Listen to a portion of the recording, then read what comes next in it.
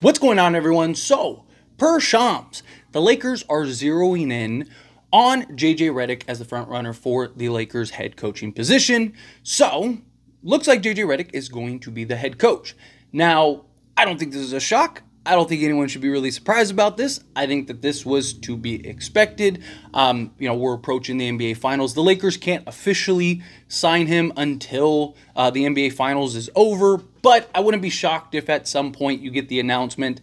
I do think that they probably wait for the official announcement or like the real news to break until after the Finals, but you probably will start getting some of these reports of like, hey, Lakers are signing JJ Redick. JJ Redick's going to be the head coach. This is what's going to happen, right? Now, I know some people don't want JJ Redick. I personally am all for JJ Redick. I've talked heavily about how I'm all on board bringing in JJ. I think he has the basketball mind. I think he's a guy that can do the X's and O's. I think he's well respected. I think he won't take any nonsense, right? I think LeBron will buy in, and by LeBron buying in, everyone else will kind of follow suit. Everyone else will kind of fall in line. If you hit with JJ, you got your next head coach for the next 15, 20 years, right? And that's the idea, to stop going through this cycle of coaches every 2 years, right? If you can finally get that guy that can be your Pop or Eric Spoelstra or, Steve Kerr or any of these guys, again, not in the sense of the pedigree, not in the sense of the accolades and accomplishments, but in the sense of longevity, right? Hopefully, as JJ Redick reaches those heights, hopefully JJ Redick is looked at as one of the top head coaches in the league at some point, but everyone has to start somewhere. And I know a lot of people are really concerned about like, oh, well, he has no head coaching experience.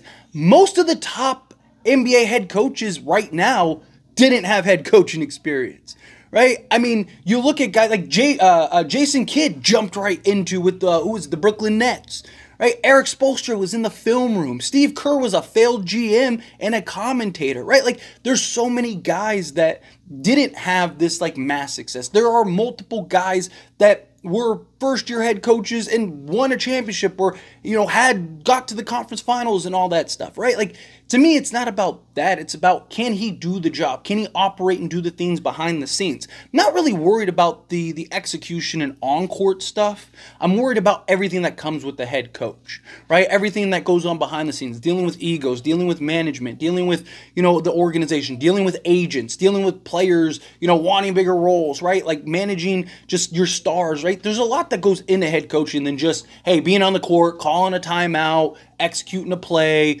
this, that, and the other, right? There's a lot that goes into it, right? To me, it's more so about how do they round out the bench, right? You want JJ Redick to be your head coach? Fine, right? But you need to put a proper coaching staff around him to help him have the most success possible. So I like the idea of like a James Borrego or, a Scott Brooks at the lead assistant to kind of help, guy with experience that understands, that can kind of like, hey, maybe that's not the best idea, right? Also, it's just good to have multiple minds.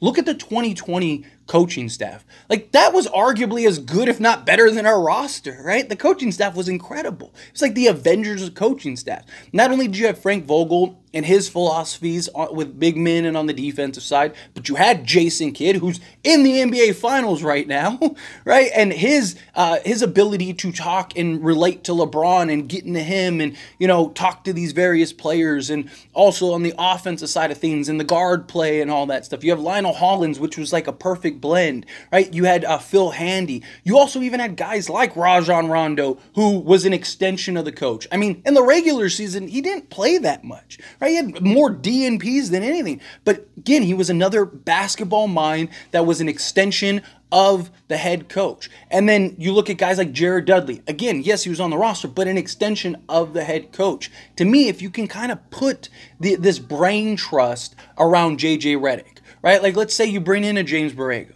right? Let's say you bring in, a Rajon Rondo, bring back a Phil Handy, right? Maybe you do go bring in a Chris Paul, right? Get these basketball minds, get these players and these coaches that can help kind of shape and guide. Also, you have LeBron James, and LeBron James is going to help guide JJ. He's going to be a big part of it, right? But you have somebody, like, one of the big problems that we've seen with like Darvin Ham and stuff is like the conflict, right? Darvin Ham will drop a play, LeBron would kind of just go, we're not doing that. We're going to do this. And to an extent, right? Like Darvin Ham would say, like, oh, I give him that freedom. I like that he'll do that at times if he's seeing something that not, which I do agree, right? I do think that you need to let your players have some level of freedom because they're seeing stuff and they're going through stuff that you're not, because you're not actually in the game. Yes, you're watching from the sidelines, you're scouting stuff, but there are all kinds of little nuances that are going on that are easy to miss if you're not actually in the game. So you do want to give your players some level of freedom to change things on the fly if they see something or notice something that maybe you don't, right? But I also think that there was this conflict. I also think that there was this power struggle where I think with JJ Redick, there won't be that. I think it'll be more of a tandem and collective effort than it will be like, this is what I'm going to do this. No, I'm going to do this. I think JJ and LeBron have, a hive mind thinking collectively between the two of them. I mean, you see it with their podcast. I think that's one of the reasons why they did their podcast together, because they both kind of see the game in a very unique manner. And I think that can be good and translate well. I also think JJ Redick, he's a guy that, again, will demand the respect, will be able to. I'm not worried about him getting walked over. I'm not worried about him with the conflict. I mean, this guy's on national television going at Stephen A. on his second day as a broadcaster, right? Like this guy is known to he's not afraid of the moment. He's not afraid of the media. He's not you need those guys, right? You need a well-balanced coach. And I think JJ Redick can be that. Right. And again, with LeBron buying in, I just think all the ducks will follow. Right. Because that's the problem, is that when you lose your star player, everybody else just go, oh, LeBron doesn't like him and I don't like him. Right. But if LeBron's no, this is our guy. This is the guy we're listening to. This is the guy we're buying into. This is how we're, it's the same thing with Tyronn Lue. Right. David Blatt. Right. He loses LeBron. LeBron doesn't think he's a good coach. LeBron's doing a lot of the same stuff to him that he was doing to Darvin Ham. Right? All of a sudden, he gets let go. Ty Lue comes in. LeBron immediately buys into Ty Lue. He lets Ty run the show. Ty is one of those guys that can tell LeBron, hey, dude, knock it off. I'm the coach type thing, right? And LeBron respected him enough to allow him to do that. I think you'll get a real similar thing. I think you'll get the similarities to where LeBron will, all right, I'm not going to undermine JJ because I don't want everyone else to think LeBron's the guy. No, I want people to understand that JJ's the head coach. And I think that that's very important. That's very valuable. And I mean, that's just stars, period. I know a lot of people like to throw that at LeBron, and it's not just a LeBron thing. I mean, look at Frank Vogel with the Suns. Usually when a coach gets fired, it's because of the star, right? Whether it's directly or indirectly. Mike Budenholzer lost Giannis, right? JB Bickerstaff supposedly lost Donovan Mitchell, right? Frank Vogel lost their guys. Frank Vogel lost LeBron and Anthony Davis. Darvin Ham lost LeBron and Anthony Davis. It's just how it goes. If the stars start distancing themselves from the coach, it's usually a good sign of hey, this coach is probably out the door. I think LeBron will make sure everybody kind of follows suit with JJ.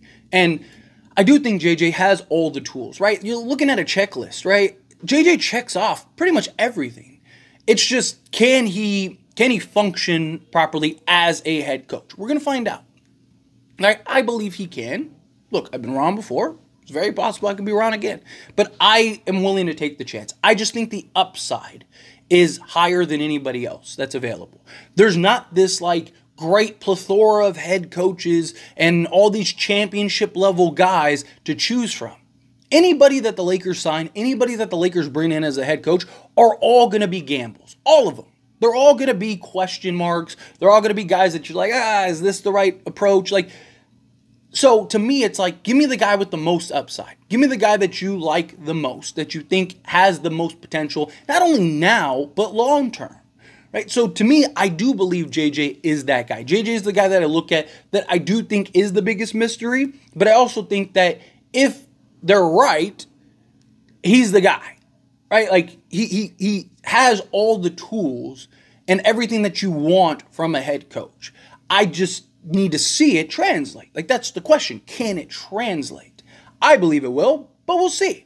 But yeah, I wouldn't be shocked if we get the announcement, an official, not official, from the Lakers, but Woj and Shams and everybody's hey, as soon as the final's over, Lakers are signing JJ. Right now, it's like they're working that out. They're closing in, right? I wouldn't be shocked if the Lakers have already worked out a deal. I mean, look, there's already reports that the Lakers are looking for assistants, right? Like, you don't do that unless you already have your head coach lined up, right? Why haven't they hired a head coach? Oh, because JJ Redick can't be the head coach until after the finals because he's obligated through his ESPN contract or whatever, right? Like, that's why.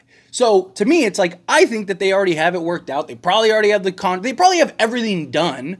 It's just they're waiting for JJ to be done. I'm sure as soon as the finals is over, we'll probably get the announcement a day or two later, and JJ will be the head coach. That's what I think. But anyway, as always, this is a discussion. Pass a question on you. Let me know your thoughts and opinions down in the comments below. What do you think? How do you feel? What are your thoughts? Are you happy about JJ being the head coach? Are you not happy about JJ being the head coach? How do you feel? Whatever thoughts are, I'd love to hear it. Let me know. That being said, if you haven't liked this video, hit that like button. Helps me a lot. So we enjoy these types of videos, and I truly appreciate it. Not subscribe to the channel, hit that subscribe button. Turn on the bell notifications. Appreciate y'all. See you in the next one. Thank you.